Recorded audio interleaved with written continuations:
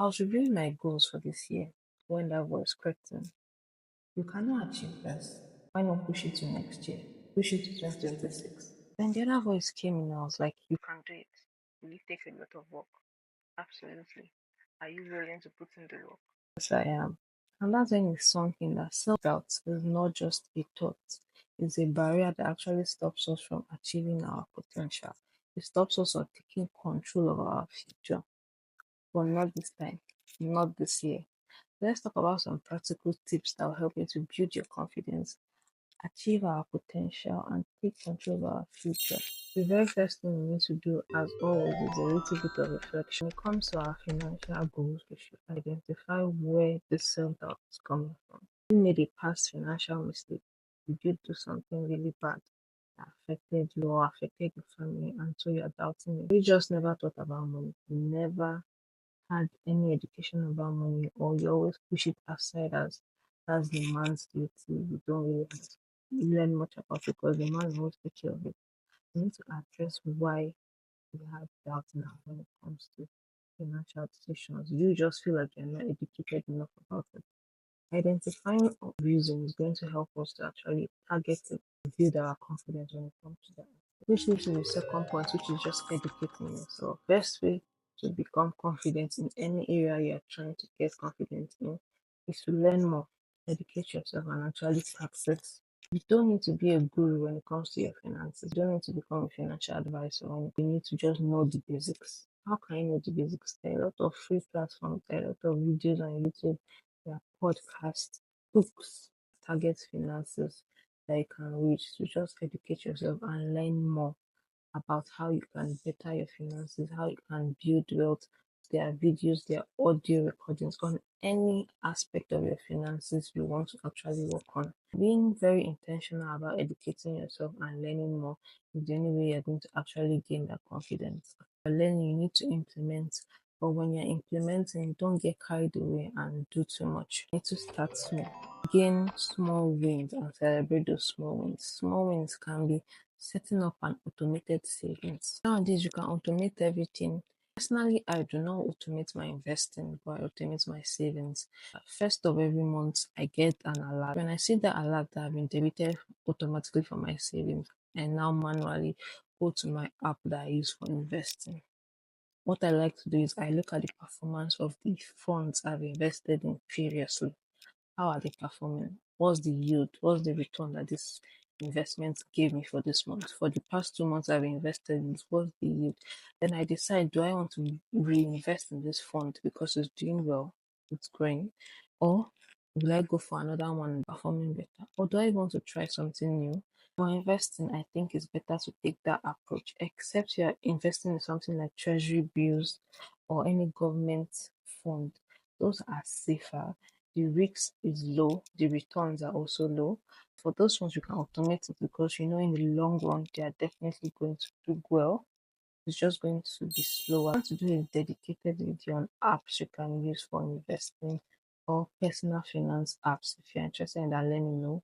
For investing, I'm going to still do an in-depth video on investing, but I want to do my research very well because investing is a tricky subject and I don't just want to just throw apps in people's face. You can use this app, use this app, use this app. I want it to be more meaningful and more helpful, and I want it to be beginner friendly, which is why I've been delaying on the investing videos, but I'm working on it. But you don't have to invest so much. Every month you can decide to just invest 10,000, 15,000. Try different funds, try different platforms, see how they perform. And with time, that will build your confidence. You will know what performs better and you know which one to put your money in.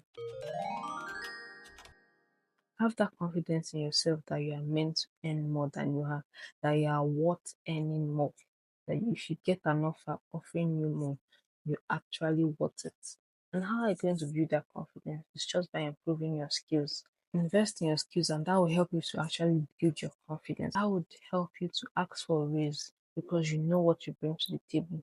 And this is more than just degrees. I know I've been on a journey for years now, trying to acquire different degrees. On paper, you are valuable compared to people that don't have that degree. But firsthand, I know that having degrees differ from experience. Even as an accountant, I did professional course. I did my master's in accounting, which are good, they are great. But what they teach you in school is different from what you are doing on the field. And have degrees. And when you get to work, you don't actually know what to do. When you get to work, you still have to undergo several trainings. You have to learn new things when you get to the work. So focus on improving those skills. The certificates and the degrees are also important because if you have the skills, you know how to do all the skills, but you don't have the degree, they will bring someone that has that degree that doesn't even know the skills as much as you do. And the person will be your boss at work, even though you know the skills more than the person. It has to go hand in hand. We're not picking one over the other. But don't just relax and think, oh, I have the degree, I don't need to improve myself. The degree speaks for me. No, you have the degree, but you still need to have the skills. Sometimes it doesn't really have to do with what is happening in the field. It can also be your people skills. You can have the degree, you can have the skills. How do you communicate with people? Do you have a good relationship with clients? And work on developing that skill about yourself because that's what makes you stand out. Someone else that have the degree and have that skill that you have, what makes you stand out from that person? It can be that skill. If you are able to work on this, you're able to demand more. You know your worth, you're able to get better paying jobs. Another thing to actually build your confidence and actually being that boss babe and achieving your financial goals is to limit your emotional spending. Your emotion can make or break you in all aspects of your life, especially the financial aspect, because we can make so many financial decisions out of emotions, out of feeling sad, feeling depressed. And of course, you need to enjoy your money, you need to spend your money, make yourself feel better. But we also need to be cautious. I have a whole dedicated video on how emotions affect your money and how you can combat that. If you're interested in that, I'll link it somewhere here, so make sure you check that out. Next step is to track your progress and track your goals. You've set your goal for the year. How much you want to make this year? How much you want to save this year? How much you want to invest this year? It's important to track it. I mentioned earlier that at the beginning of every month, I go in apps I use for investing and I look at how the ones I invested in the previous month is doing. That is me tracking my progress when it comes to investing. So you need to take time to actually track your progress. That's when you know what is not working, what you need to stop investing in, what you need to invest in. When it comes to your savings, you have your targets that you need to save for the year. How much are you saving every month? Track your progress. Because even as the year goes by, things might change. Your priority might change. Something might come up. So your goal has to change. You need to review what you've done so far and now sit down and change your goal, change the steps you need to change. You just need to be intentional. Don't just let the year go by and money is just coming, going out, and you don't even have you don't have any idea of how much you're spending. We need to take control of our finances. Also, talk to a professional if you can. If you have someone that you have access to or someone you can pay for that is a professional that can. If you think your situation is more complex, talk to a professional. For most parts, you just need the basics. You're doing nothing technical about your own money. But if you have a business and you feel like it's more technical, talk to a professional. But you need to be careful. There are so many professionals, there are so many gurus out there, so many bad advice. You don't even know which one is good and which one is bad. But the key thing is just understand your values, know your goals when it comes to your money, and look for someone that actually aligns with your value.